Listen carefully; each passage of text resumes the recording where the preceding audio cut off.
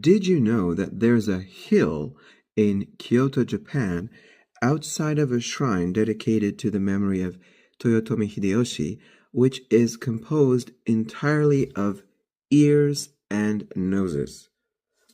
What am I talking about?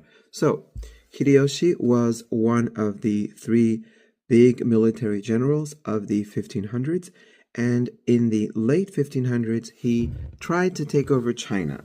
He had never seen a map of China before. He probably didn't know how big it was, and he never made it to China. Both times he ended up getting stuck in Korea due to fierce Korean resistance, as well as Chinese troops also fighting him off.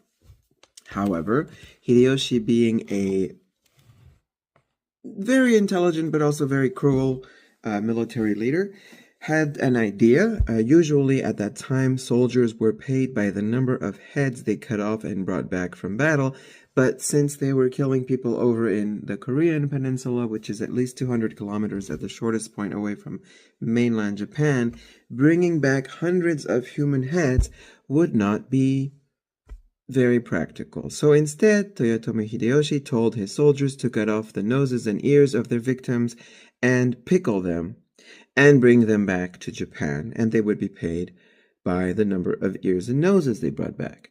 Sounds disgusting, is absolutely horrible to think about, but that was war in the 16th century, in Japan at least, one of the two wars that Japan fought against Korea just in the last part of the 16th century.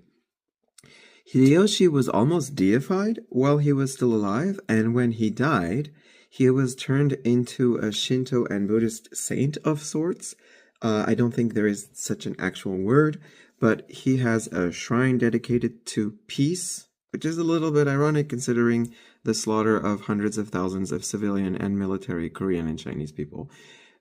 But anyways, all the ears and noses brought back to Japan were put into an actual freaking hill in Kyoto, Japan. This is not something that Western tourists often visit, but, and I'll put a picture here, there is an actual hill in Kyoto, Japan, next to Hideyoshi's Shinto shrine, which is mixed with a Buddhist temple, in an elementary school or kindergarten playground called Mimizuka.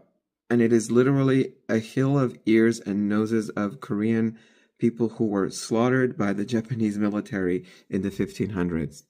When my parents saw it, they really freaked out, and it's especially in stark contrast to the kindergarten.